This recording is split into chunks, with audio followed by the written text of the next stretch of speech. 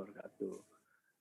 Bapak Ibu yang kami hormati, banyak sekali pertanyaan-pertanyaan yang masuk ya, yang kira-kira ini sifatnya teknis dan juga kira-kira ini adalah sifatnya usulan gitu ya. Mungkin barangkali Bapak Ibu ada yang ingin bersuara juga di sini ya. Kami membuka gitu. Ini sudah ada yang raise hand dari PP Sawit Rejo.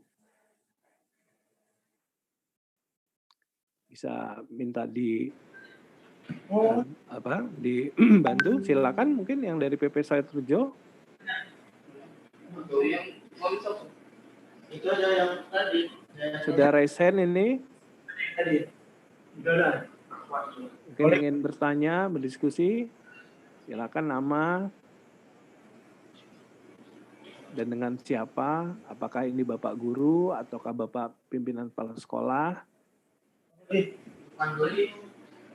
depan kamera, Pak. Assalamualaikum. Waalaikumsalam.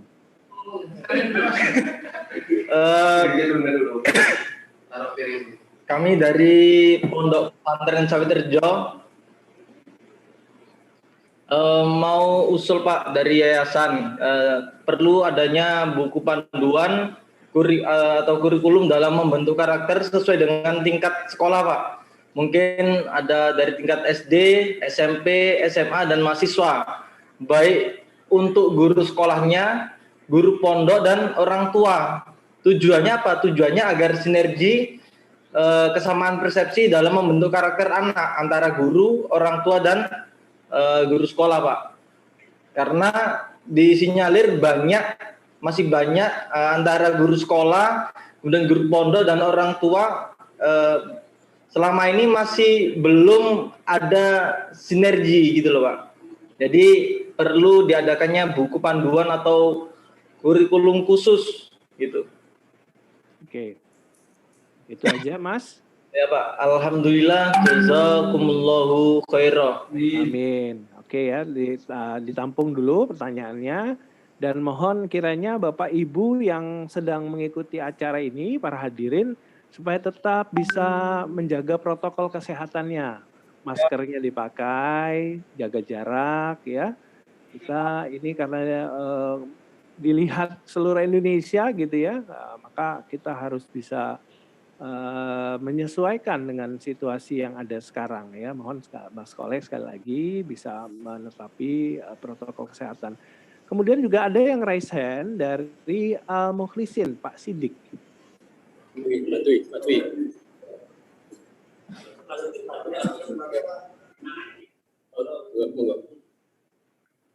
Silakan dari Ponpes Al Mukhlisin. Waalaikumsalam warahmatullahi wabarakatuh. Agak bisa lebih mendekat mungkin Bapak Ibu atau Bapak suaranya mendekat kepada mic sumber suara ya.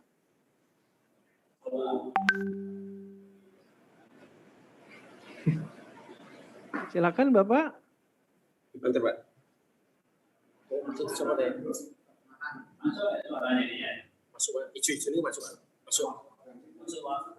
Masuk tapi kecil sekali Pak. Coba aja Pak, kami coba mendengarkan menyimak dari jauh begini ya, kita coba mendengarkan. Volumenya saya besarkan ini. Silakan Pak, coba Pak. Ya. Saya dari kondisi ini enak, karena ini juga pondok perlu nanti ke depannya itu seperti apa yang disampaikan tadi belum saya. Bapak mohon izin suaranya belum begitu terdengar dengan baik.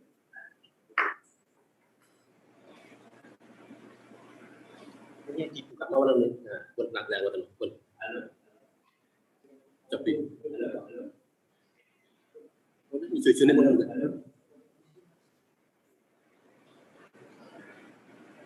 Kita dulu dekat tuh gitu ya.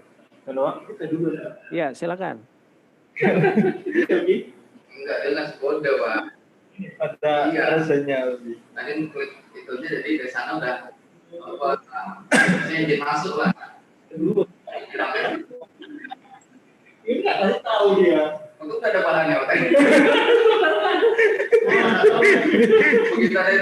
ngawi-ngawi saja. Kode karakter itu baru dan seperti apa yang disampaikan oleh pendahulu dari saya, itu kurikulum supaya nanti setelah itu ada itu 6 aktor tadi, 6 apa namanya,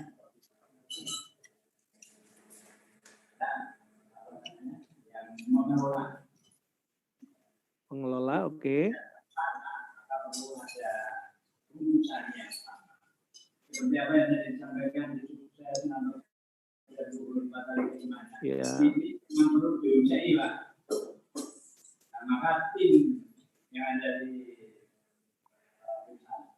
perusahaan poin-poin gitu. Kalau istilahnya di pemerintahan dulu itu ada P4 itu. Oke. Dari 5 sila itu di MCI untuk hubungan kita dan dijabarkan sampai menjadi 36 akhir. Ini kalau bisa seperti itu, sehingga nanti sampai di daerah itu nanti sama ya. Oke. Alasan kita sama.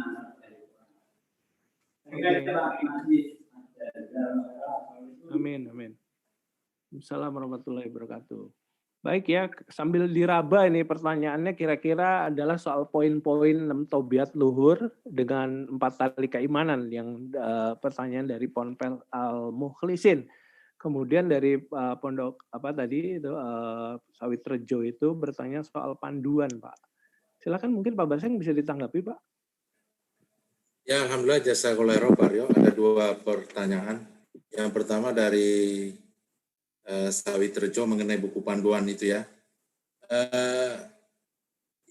Konten-konten yang ada pada pondok karakter saat ini itu memang belum dikategorisasi bahwa ini untuk membangun karakter di SD, SMP, SMA.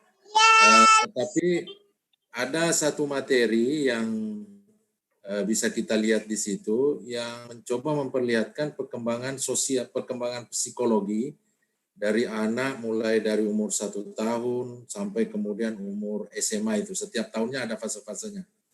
Nah ini kalau dibaca atau dipelajari oleh guru, ya diketahui oleh guru, tentu bisa guru kemudian bisa mencoba menarik kesimpulan bahwa ketika anak berumur 3 tahun karakternya seperti ini. Ketika anak berumur 10 tahun, 15 tahun karakternya seperti ini.